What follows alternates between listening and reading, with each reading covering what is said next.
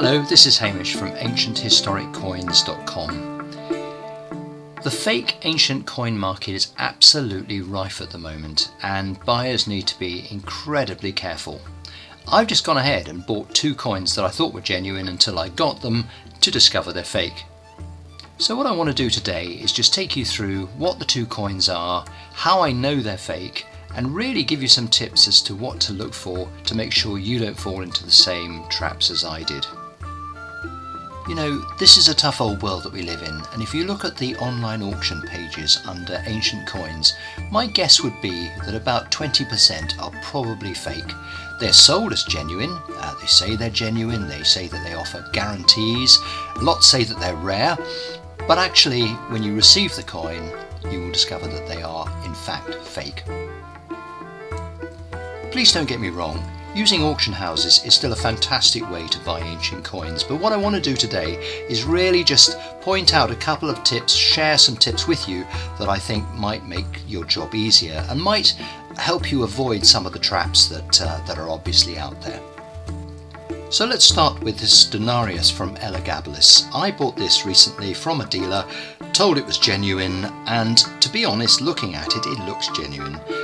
It's in great condition, EF.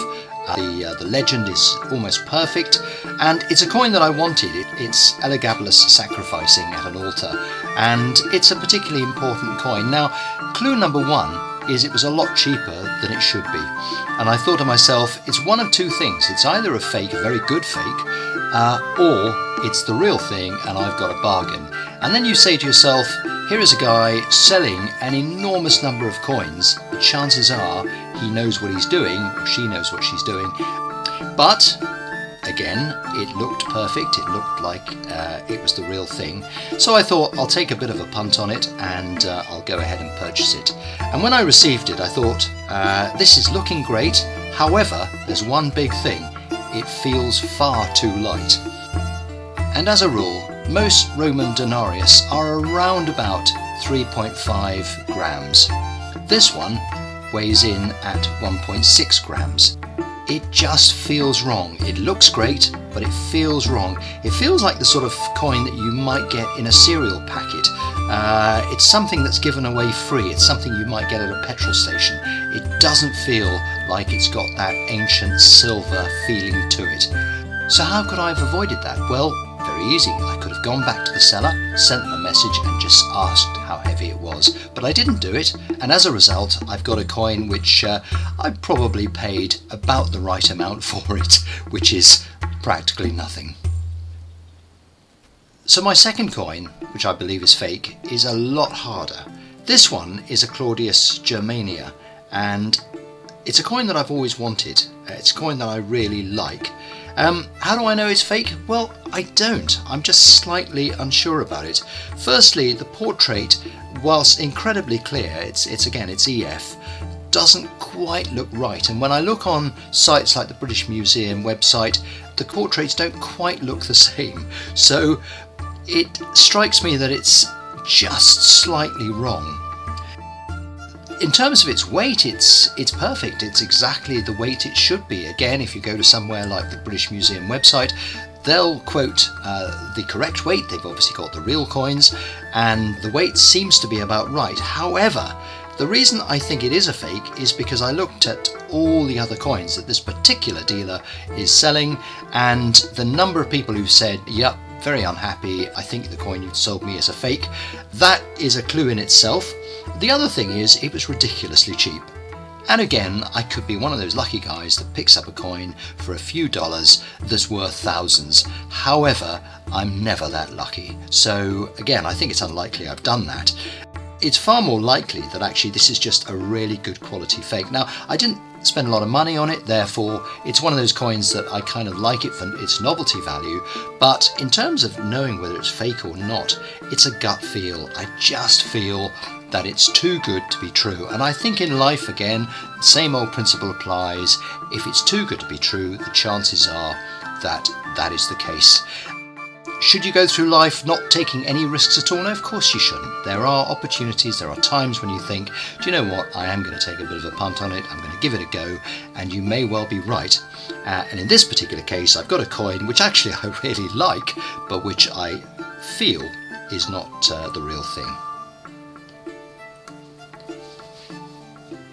So I guess the two big ones in terms of checking whether a coin is fake or not, particularly an ancient coin, is the price it's being sold at and who's selling it, and its weight. And if the weight is wrong, substantially wrong, then almost certainly the material that's being used to manufacture it is incorrect as well. The price, again, you might be very, very lucky, but the chances are that if you're buying a coin that is listed at $2,000 or $3,000 and you're buying it for about $50 or $60, you're probably wasting the $50 or $60 unless you just like the coin and it's just something you want to have as a novelty.